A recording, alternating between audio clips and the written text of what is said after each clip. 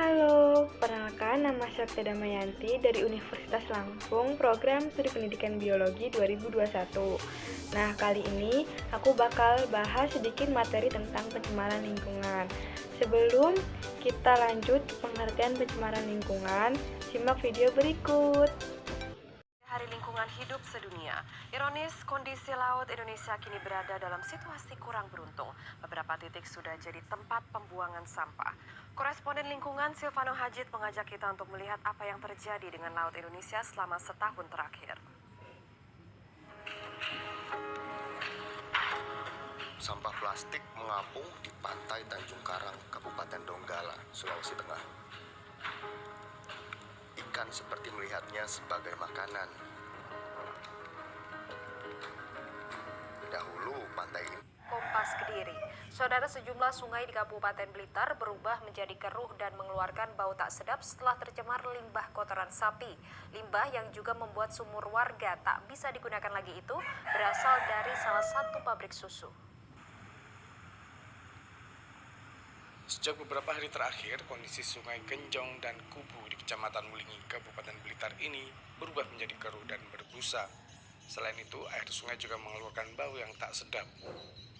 Warna keruh dan bau tak sedap itu berasal dari kotoran sapi yang mengalir di sepanjang sungai. Akibat pencemaran itu, seluruh ikan dan biota yang ada di sungai mati. Selain itu, air sungai yang dulunya bersih sekarang tak lagi dapat dimanfaatkan warga untuk keperluan mencuci. Bahkan Jadi, pencemaran lingkungan adalah terkontaminasinya komponen fisik dan biologis dari sistem bumi dan atmosfer sehingga mengganggu keseimbangan ekosistem lingkungan. Nah, kontaminasi tersebut bisa berasal dari kegiatan manusia ataupun proses alam yang menyebabkan kualitas lingkungan menjadi tidak dapat berfungsi sesuai dengan seharusnya, seperti pencemaran pada air. Nah, salah satunya itu ada pencemaran air. Nah, pencemaran air adalah sebuah kondisi di mana zat berbahaya seperti bahan kimia atau mikroorganisme mengkontaminasi sungai, danau, laut, atau badan air lainnya dan menjadikannya beracun bagi makhluk hidup. Lalu penyebab pencemaran air yang paling utama diakibatkan oleh campur tangan manusia yang tidak bertanggung jawab. Berikut itu ada 6 penyebab pencemaran air. Yang pertama ada pemanasan global. Lalu yang kedua ada penggundulan hutan. Lalu yang ketiga ada perkembangan industri agrikultur dan ternak hewan.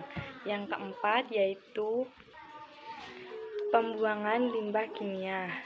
Lalu yang kelima ada tumpahan bahan bakar. Nah, kalian perlu tahu bahwa dampak buruk pencemaran air itu bisa menimbulkan berbagai jenis masalah pada kehidupan manusia dan lingkungan.